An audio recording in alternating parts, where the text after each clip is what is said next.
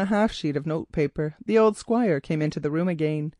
Looking at his face, his visitor saw that his interview with George had evidently been anything but satisfactory, for it bore an expression of exceeding low spirits. "Well, father, what is the matter?" asked his daughter. "Oh, nothing, my dear, nothing," he answered in melancholy tones. "George has been here, that is all." "Yes, and I wish he would keep away," she said with a little stamp of her foot, "for he always has some bad news or other." "It is the times, my dear, it is the times, isn't it, George? I really don't know what has come to the country." "What is it?" said Ida with a deepening expression of anxiety. "Something wrong about the Moat Farm?" "Yes, Janter has thrown it up after all, and I'm sure I don't know where I am to find another tenant."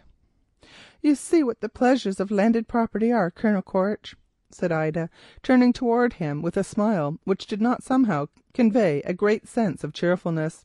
"Yes," he said, "I know. Thank goodness I have only the 10 acres that my dear old aunt left to me.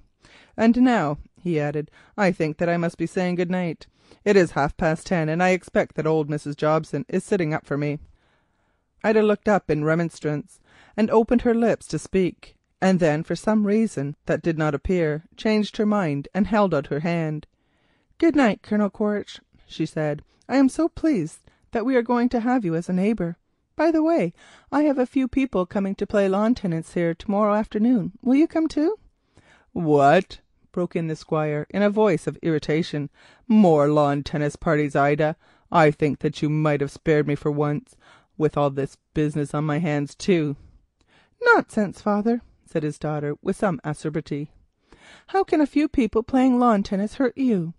It is quite useless to shut oneself up and be miserable over things that one cannot help."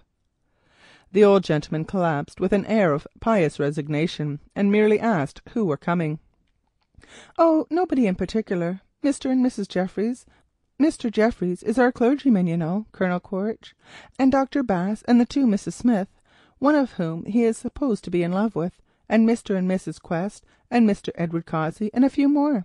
"Mr. Edward Cossey," said the Squire, jumping off his chair.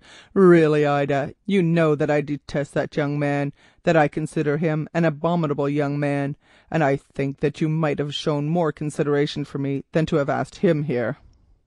"I could not help it, father," she answered coolly. "He was with Mrs. Quest when I asked her, so I had to ask him too. Besides, I rather like Mr. Cossey. He is always so polite, and I don't see why you should take such a violent prejudice against him. Anyhow, he is coming, and there is the end of it." "Cossey, said Harold, throwing himself into the breach. "I used to know that name." It seemed to Ida that he winced a little as he said it.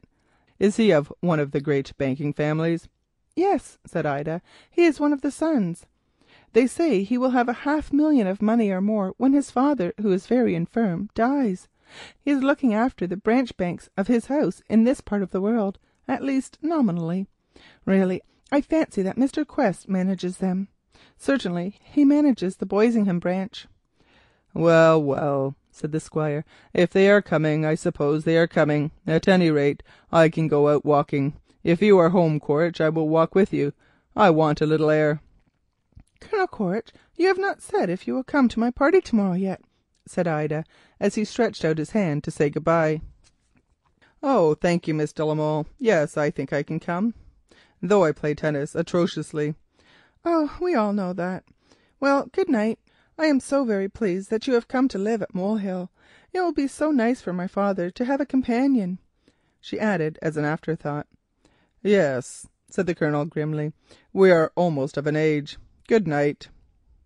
Ida watched the door close and then leaned her arm on the mantelpiece and reflected that she liked Colonel Quaritch very much, so much that even his not very beautiful physiognomy did not repel her, indeed rather attracted her than otherwise.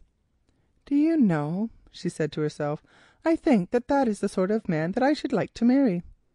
Nonsense," she added with an impatient shrug, "nonsense, you are nearly 26, altogether too old for that sort of thing. And now there is the new trouble about that Moat Farm, my poor old dad. Well, it is a hard world, and I think that sleep is about the best thing in it." And with a sigh she lighted her candle to go to bed, then changed her mind and sat down to await her father's return. Chapter 5